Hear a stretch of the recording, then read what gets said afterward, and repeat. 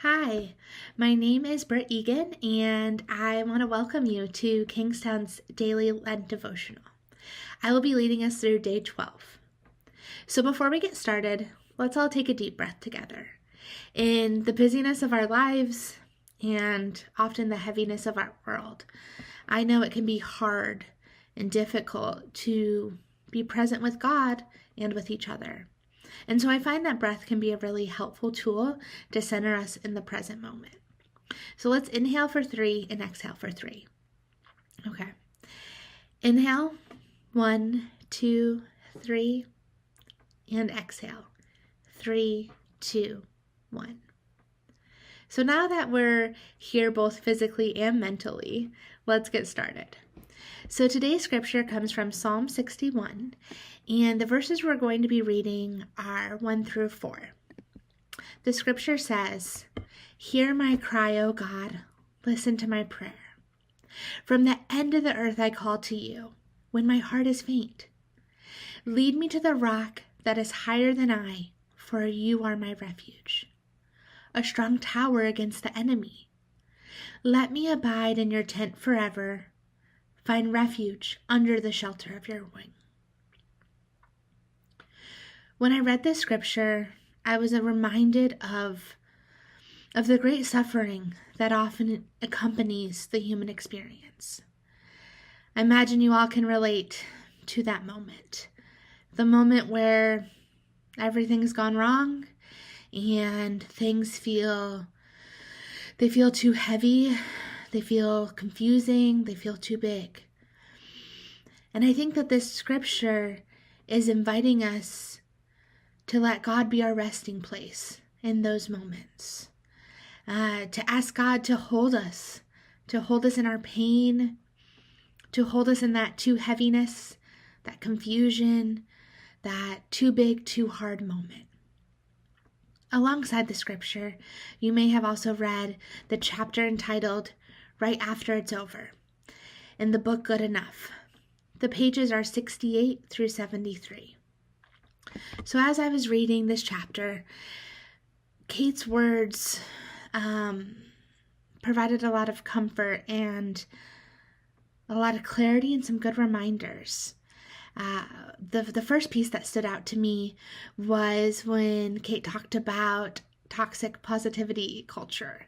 That often, instead of resting in God being our refuge, we jump to the overcoming before we're actually feeling the suffering, right? So what I mean by that is we throw around like cliche sayings that often are pretty dismissive, but in the moment we think they're going to be helpful. And so we'll say things like, "There are no setbacks, only setups," or fall down 7 times, get up 8, right? And so we try to silver lining everything before we've even begun to experience the hard and the suffering that we're enduring. We deserve care, not only after we've overcome the hard thing, but in the midst of it, in the middle of the hard thing.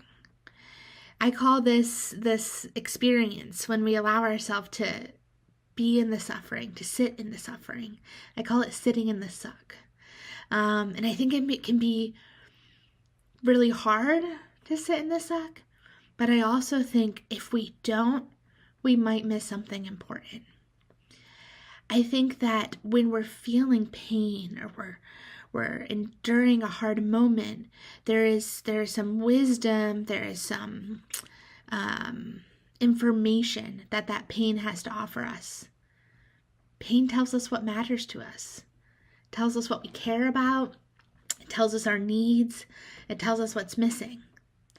And I think if we jump too quickly to the silver lining, we might miss that. We might miss that. The other piece that really stood out to me from this chapter is Kate's depiction of the tree. So she talks about this tree that bends and adapts and grows in the exact way that it needs to bend and adapt and grow. Us humans are resilient. We're resilient just like those trees.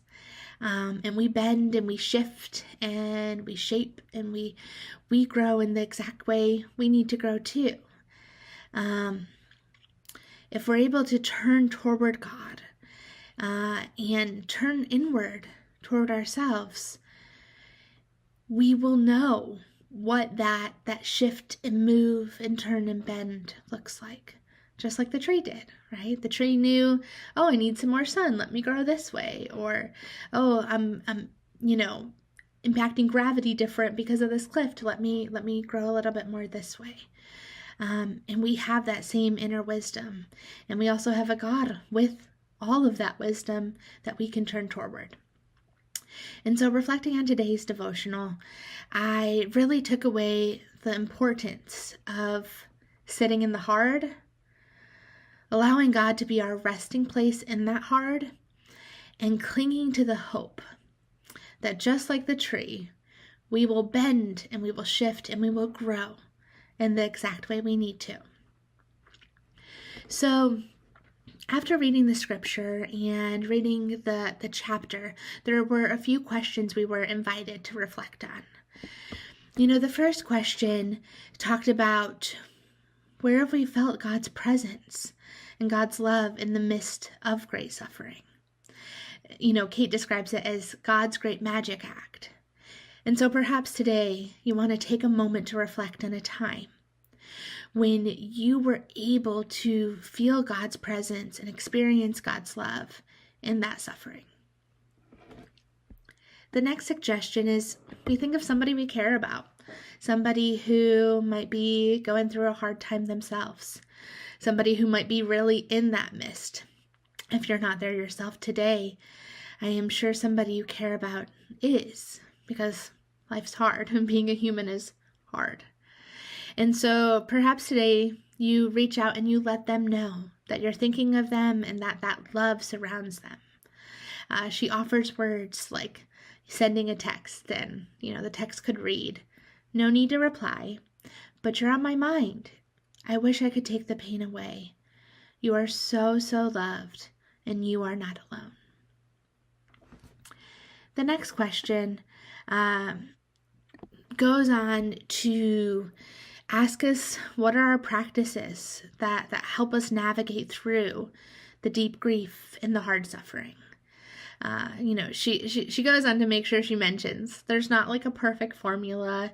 It's not like do this and it will go away. I think that's missing the piece of the sitting in the hard and allowing God to hold us in the hard. But there are these practices that can allow us to care for ourselves in that experience. I will share, for me, one of the most important things when I'm in that experience is just naming it. Like, I don't know why, but I think we skip this step, right? Like, we're just going through a day, like everything's fine, but we know we're not fine.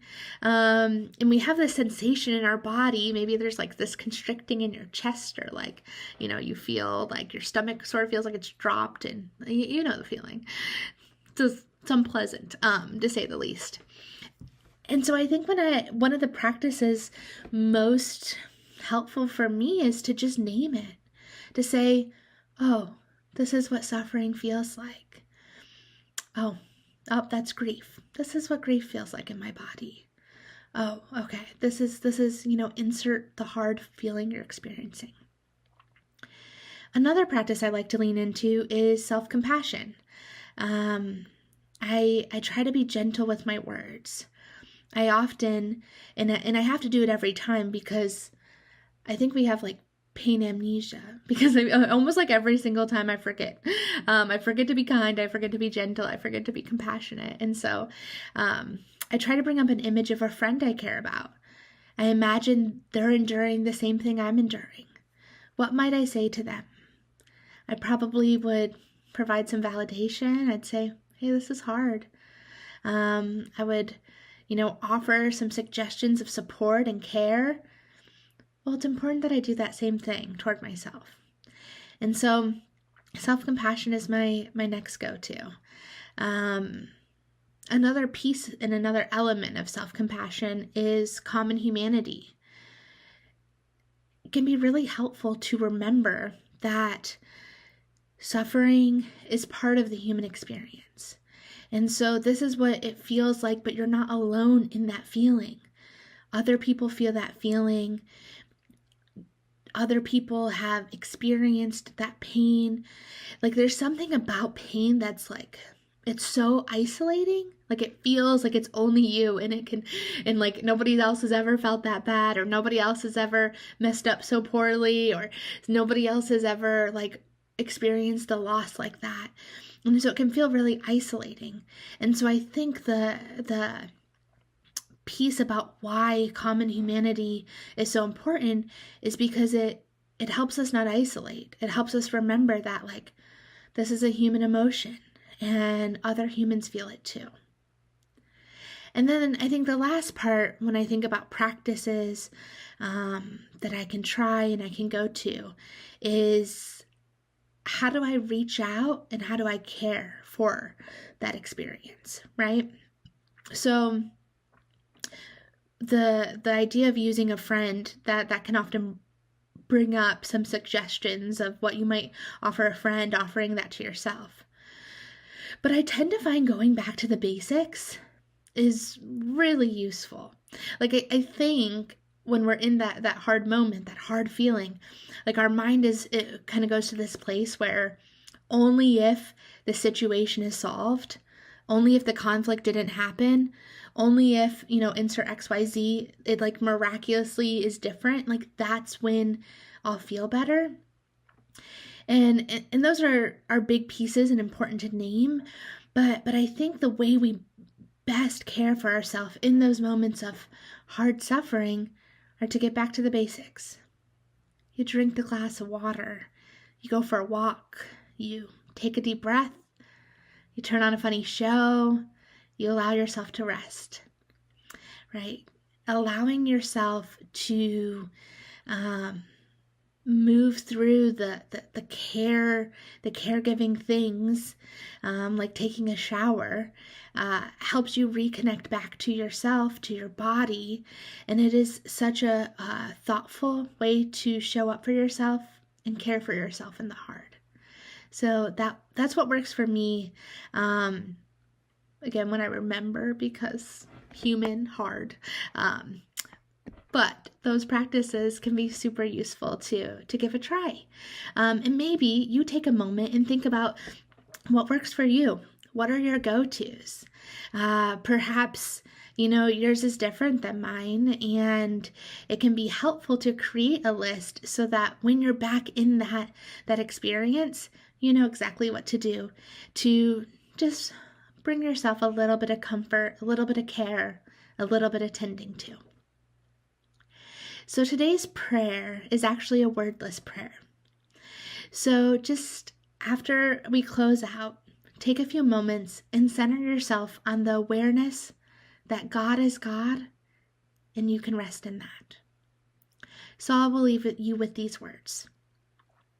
Transformation is the space between what was and what comes next. Blessed are you right here in the in-between.